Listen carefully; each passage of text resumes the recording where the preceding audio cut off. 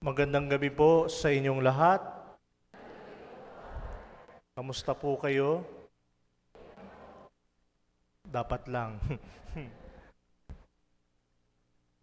Tayo po ngayon ay nasa ika-anim na linggo ng muling pagkabuhay. At sa susunod na linggo po, ipagdiriwang naman po natin ang pag-akyat ni Jesus o ang Ascension Sunday. At sa susunod po na linggo na yon ay ang Pentecost naman. At muli, papasok na tayo sa mga linggo ng karaniwang panahon o ordinary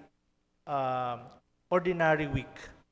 Kaya bago pa man po na matapos ang panahon ng muling pagkabuhay o ang Easter season, maganda pong pagnilayan at suriin kung mayroon po bang magandang naidulot itong Easter season sa ating buhay. Baka po kasi lilipas lang itong panahon ng muling pagkabuhay nang wala namang pong nabago o nabuhay na bago sa atin.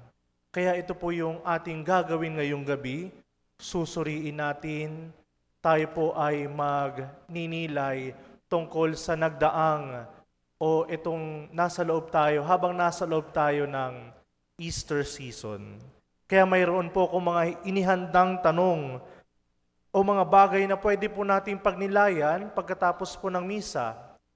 Halimbawa po, ang tanong ay mas naging mapagpatawad ba ako ngayong panahon ng muling pagkabuhay? Mas lumalim ba ang aking pananalig at ang aking buhay pananalangin? Mas naging mapagmahal ba ako sa aking kapwa, sa aking pamilya, o maski na yung aking mga kaaway? Nakakaranas po ba ako ng pag-asa kahit na ako po ay dumadaan sa mga problema o suliranin? Mas naiwasan ko ba yung dating kasalanan o yung mga masamang gawain? Mas nakita ko ba si Jesus sa ordinaryong buhay sa araw-araw? Mga kapatid, ang mga tanong na ito ay higit pa sa pagsagot ng oo at hindi. Ito po ay isa rin pong paanyaya at hamon na rin at the same time sa atin na mga mananampalataya. Kung atin pong babalikan kasi ang lahat ng mga pagbasa nitong mga nakaraang linggo, mapapansin niyo po na pagkatapos ng muling pagkabuhay ni Jesus, ay patuloy niyang ipinapakilala ang kanyang sarili. Hindi po natapos doon sa pagkabuhay, kundi nagpatuloy sa bawat linggo ang pagpapakilala ni Jesus sa atin na para bang sinasabi niya na, ako ito si Jesus, ang kailangan mo sa buhay mo. Sa bawat linggo po na nagdadaan, nadinig natin ang mga pagpapakilalang ito bilang bahagi ng pwede niyang gawin o maidulot sa ating buhay. Noon, nagpakilala si Jesus na siya ang mabuting pastol. Siya rin po ang pintuan ng kawan. Ipinapaalala niya po sa atin na ang kanyang pakay ay akayin tayong lahat tungo sa kaligtasan, tungo sa Diyos Ama. At bilang pastol, hindi niya nais na tayo ay pabayaan sa kasalanan, ngunit tubusin sa pamamagitan ng kanyang pag-aalay ng buhay sa krus at muli pong pagkabuhay. Kamakailan lang rin, ipinakilala ni Jesus ang kanyang sarili bilang daan, katotohanan, at ang buhay. Dito po makikita natin na hindi lang ito basta katauhan ni Jesus, kundi ito yung katauhan ng kanyang tunay na pagiging Diyos. Dahil walang makapupunta sa Ama, kundi sa pamamagitan lamang ni Jesus. Nagpakilala rin po si Jesus sa mga alagad sa pamamagitan ng paghahati-hati ng tinapay. Doon lamang kasi siya nakilala ni Cleopas na siya si Jesus na namatay sa krus. Ipinakilala rin ni Jesus ang kanyang sarili bilang puno ng ubas at tayo po ng mga sanga. Ipinakilala o pinapakita ni Jesus kung gaano dapat kalapit ang ating ugnayan sa Kanya at kung gaano kahalaga na tayo po ay manatili sa Kanya. Kaya nga sa halimbawa, inilarawan ni Jesus yung puno ng ubas at tayo bilang mga sanga, na kung ang sanga ay nakahiwalay sa puno, wala tayong buhay. At kapag naputol ito, natutuyo at namamatay. At ano po ang ginagawa? Sinusunog, ginagawang panggatong lang. Sa mga nakalipas na linggong iyon, nadinig natin ang pakikipag-ugnayang ito sa atin ni Jesus. Siya ang pintuan at tayo ang mga tupa. Si Jesus ang mabuting pastol, tayo ang mga tupa. Si Jesus ang daan, ang katotohanan at ang buhay. Siya ang puno ng ubas at tayo ang mga sanga. Ito po ang patuloy na paanyaya sa atin ni Jesus, ang makipag-ugnayan sa Kanya. At hindi lang basta makipag-ugnayan, kundi tayo rin po ay kailangang tumugon sa paanyaya ni Jesus na tayo'y maging Kanya lamang. At bilang tagasunod, bilang mananampalataya ni Jesus, ito dapat po ang tugon natin.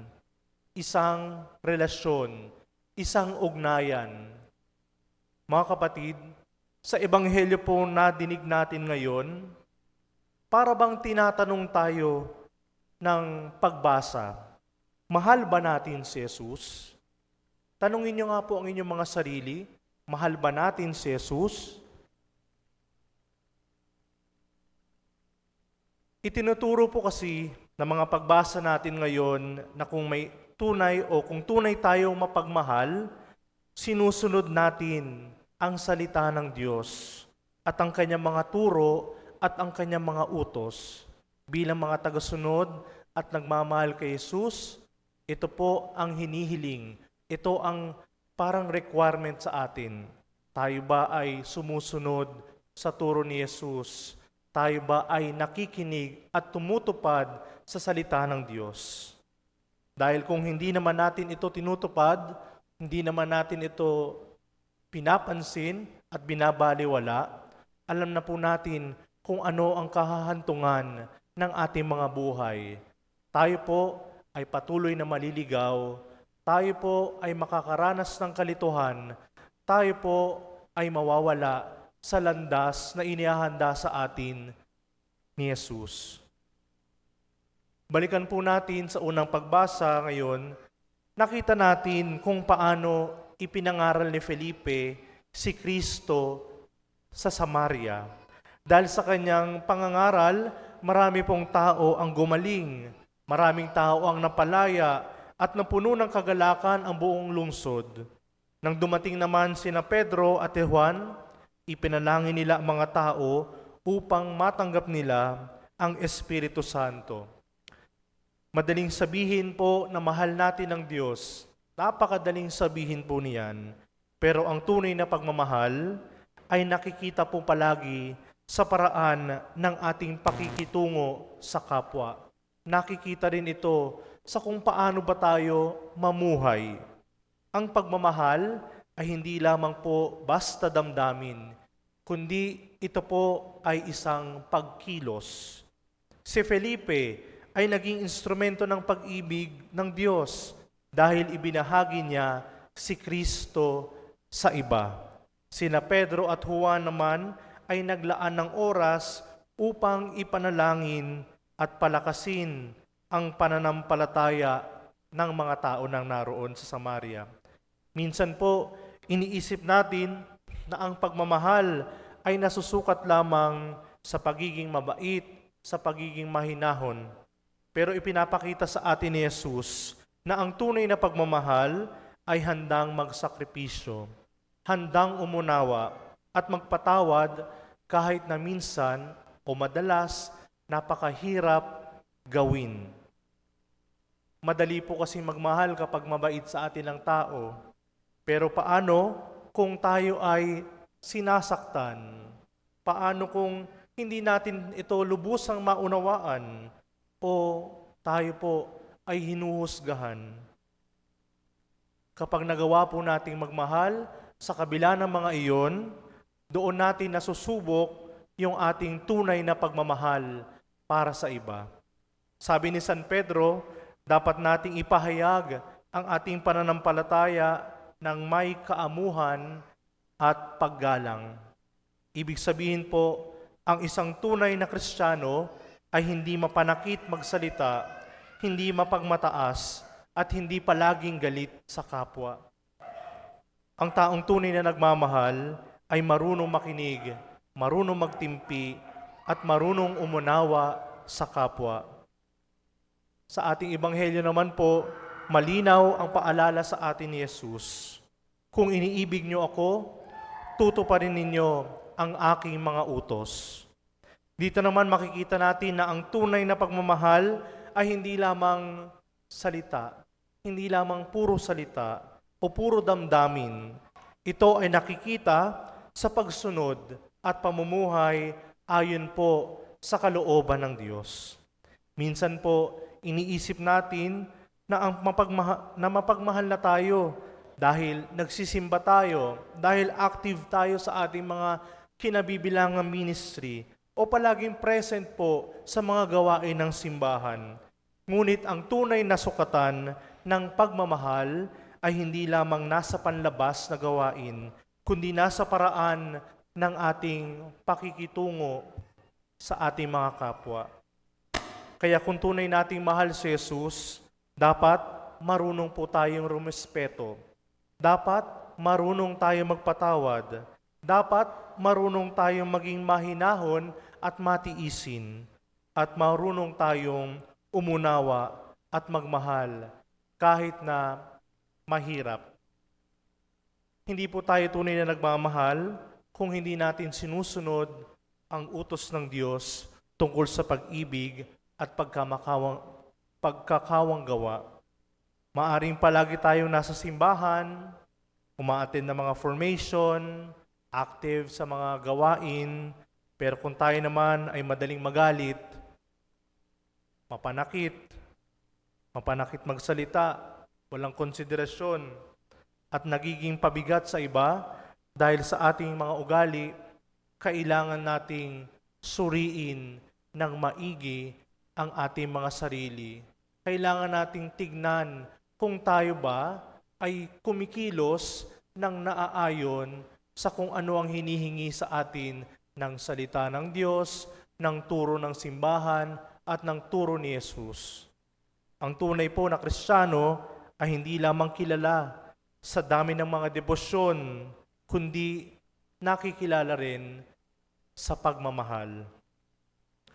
At napakaganda po ng pangako ni Jesus sa atin, lalo na sa mga taong nagmamahal sa Kanya. Una, ipagkakaloob niya po ang espiritu ng katotohanan. Ikalawa, mananahan ang Diyos sa atin. At ikatlo, mananatili tayo sa Kanya. Ito po ang bunga ng ating pag-ibig, mas malalim na pakikipag-ugnayan sa Diyos ang dapat na nangyayari. Sa atin pong banal na Eucharistia, ipinapakita ni Jesus ang kanyang sarili bilang isang tunay na nagmamahal. Hindi lamang po niya tayo tinuturuan sa pamamagitan ng mga kanyang salita, kundi ibinibigay niya po mismo ang kanyang sarili, ang kanyang buhay para sa atin. Tandaan po natin na ang Eucharistia ay sakramento ng pag-ibig. At sa bawat misa na ating pinupuntahan, na ating dinadaluhan, tayo po ay inaanyayahan ni Jesus sa mas malalim na pakikipagkaisa sa Kanya at sa ating kapwa. Hindi tayo tinatawag ni Jesus upang mabuhay para sa sarili lamang, Tinatawag niya tayong palakasin ang isa't isa, magdala ng pag-asa at maging instrumento ng kanyang pag-ibig sa mundo.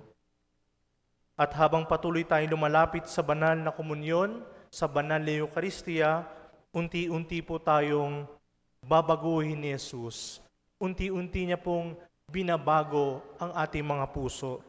Mula sa pagiging makasarili, tungo sa pagiging mapagmahal. Mula sa pagiging malamig, tungo sa pagiging mahabagin. Mula sa pagiging sugatan, tungo sa pagiging daluyan ng pag-ibig ng Diyos. Kaya mga kapatid, ito sana ang baunin natin ngayong papalapit na tayo sa mga araw ng pagtatapos ng panahon ng muling pagkabuhay. Naway ang pag-ibig ng Diyos ay sumaatin nang sa gayon, matupad nating palagi ang turo at mga utos ni Jesus sa buhay natin. Amen.